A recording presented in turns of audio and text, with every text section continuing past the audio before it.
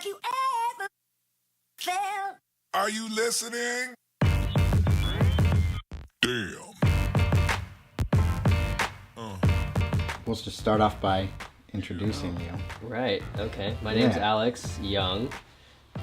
And you and I have known each other for a long time, dude. 45 years. 45 years. It's been a minute. Dude, but seriously, you are by far my longest lasting friendship as far back as I can remember I've known you. I remember more of you from my childhood than my youngest sister. I was gonna say likewise. Not only are you a good friend, but like to me, but also a good friend of the good life. You help us out a lot. You do a lot with like video stuff and also with like helping us find venues and just your vast network. You're probably one of the most effective networkers that I personally know. Can you tell us a little bit about like just what you do for life? Professional people greeter? I don't know, that's a good question. What do you do for life? I mean, my goal, I would say, is to live a meaningful life, whatever shape or form that takes. It's always an evolving thing. So the things that I try to do, whether it's occupational or otherwise, I try and sit back and assess, like, is this something that will add value to myself and or the people around me? And then if so, then proceed. If not, then continue to assess until I can find that thing. That's cool. I like that a lot. What things do you feel like you're doing now that kind of contribute to that thing? Or is it like a day-to-day? It's always evolving. Most recently, I've been reading a lot more fiction. So, I think probably, if we go back like 3 to 5, maybe 6 years, I was consuming almost exclusively like nonfiction, like self-help, personal growth, like business type material. So the things that were a little more heady and practical and like there's metric driven kind of dried you out a little bit. I wouldn't say dried out. I think I just learned all that I could from that content at that time, and after a while it becomes like you read it almost because it makes you feel good and like you did something even though you didn't. So it changed the tune a little bit to like actually taking action, and the more action you actually take in life, like towards whatever goal, whatever like thing I'm working on, like that eventually you'll get tired of just working all the time. So that's probably why now it's a lot of fictional content that helps you unwind and just reset.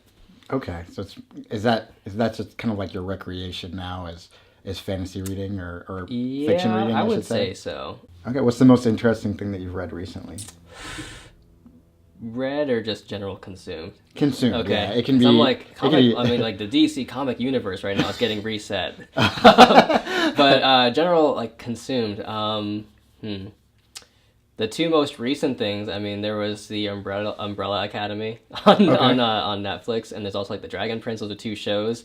One is like more for kids. The other one is like not. Okay. But they're both pretty good. You said that a big part of your scope, or like the things that you're looking at, are something that can create or enhance meaning, or I think you said something along those lines. Things that help. So this is like a term that I borrow heavily from the minimalists. They say like minimalism, live a meaningful life is kind of their tagline.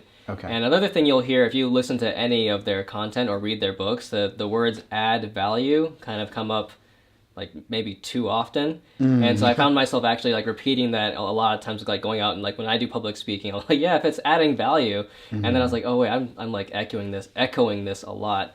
And so I'll try and figure out like what can I do that'll add value to either myself or to someone else. And so like the whole like media consumption for me adds value because like if I'm working all the time, I'm no good to anybody. And then otherwise, like if I'm trying to figure out where I'm going to go career-wise or who I want to meet, I want to make sure that meeting I can be the best that I can be for that person and make sure that I'm adding the most value in that whatever interaction that I'm in. So then adding value and doing things of meaning kind of creates like a standard that becomes a standard for the things that you do. Yeah, it's a way to set the benchmark to live mindfully. Like you're try and be like conscious of the decisions and things that I'm doing, rather than going through life just not really doing things and not really knowing why. And it's a good example that I've found is like, you know how like you're living paycheck to paycheck. Most of us have done this most of our lives, and then like you're getting paid, you can pay for things that you need to live, but then like you also don't really know where your money's going. It's kind of like going through life not knowing where any of your time is going or where your energy's going. And so it's like taking time to reassess and take stock, and like I'm trying to think of a good catchy term, but like this the time and like the energy that you have, and like being intentional with where it goes. When you do that, you can actually begin to have a surplus that you can then allocate and like really have the energy and the time to add the most value and bring the most joy to yourself and to people in your life. What do you think it would take for you to feel like you live a good life? I would say living intentionally is good, because I think the specific thing that anyone like that I do or that anyone does, that's gonna change from time to time, like year to year. The occupation or whatever that you find yourself in, like, I mean, it's hard to, you don't want to take value in your life based on your title. Like, I am an entrepreneur, or I am a business owner, or I am an accountant, whatever it is. When you are able to live really intentionally at every moment, as often as we can, I think that helps us to live the best life possible, moment to moment, wherever life might take you. Do you feel like living intentionally is what makes your life good? I would say that's a big aspect of it. I mean, there's like, life is not just one thing. It's a whole like organism environment that like everything coming together is kind of like what makes it up. But I would say living intentionally, being mindful is probably a cornerstone to a lot of what I do. Yeah. That's cool. And another question that we like to ask everyone is, it's kind of a thought experiment, but like if you could snap your fingers and teach everyone in the world something, like everyone in the world learns this one lesson from you, what would you teach the world? I don't know that I could actually teach this to everyone, because I'm as much of a student in this as the next guy. But I would say objective thought. Like being able to sit back and pause whenever presented with something and see like from as many angles as possible, rather than making a snap judgment one way or the other. And I think that my answer might change later on, but the main driver for that right now is just because it seems very easy for individuals to become polarized on one towards one thing or towards another, and then unwilling to hear opposing viewpoints that they might disagree with or find issue with.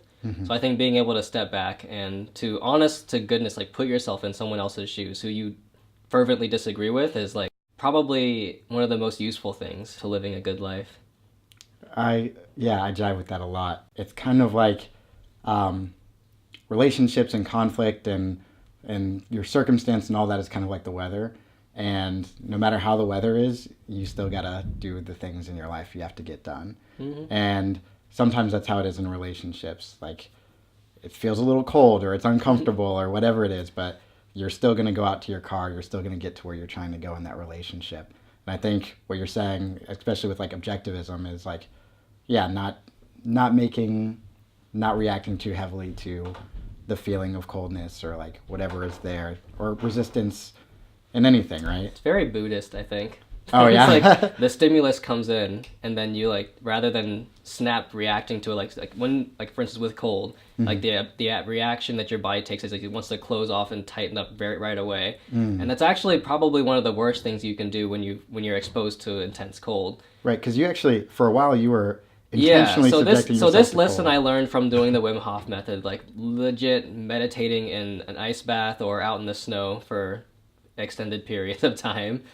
And so I mean the lesson that I pulled out from it was like, whenever you're presented with something that you do not like you don't like it at all, but your reaction is to close off and to stop, like just to like hold everything in really tight and just be closed off from everything else. And that's pretty bad. I mean that can help you lead to like hypothermia and you could die.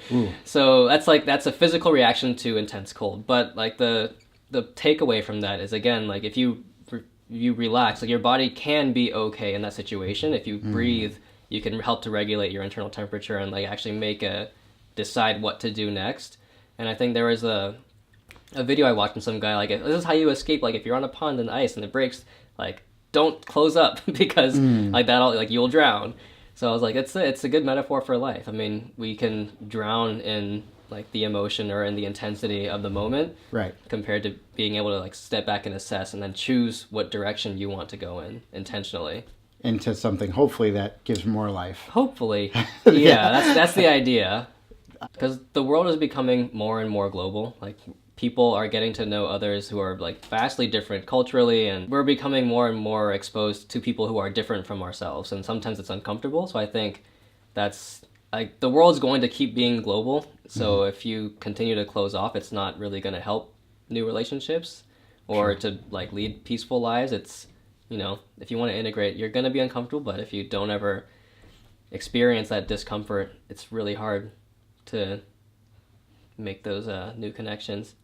Do you have any other life lessons you feel if you could teach the world, or if you could have the world kind of go on that journey with you in discovery, what would you? I mean, I don't know about life lessons. I think just continually being curious, like being genuinely curious about whatever. I think if you have somewhere you want to go, it helps to be interested in where you're going and helps to be interested in other people. Thanks, dude. That's really all we got to talk about today. But dude, Cool. yeah, super insightful. Thanks, man. Thank you. Yeah. Dope.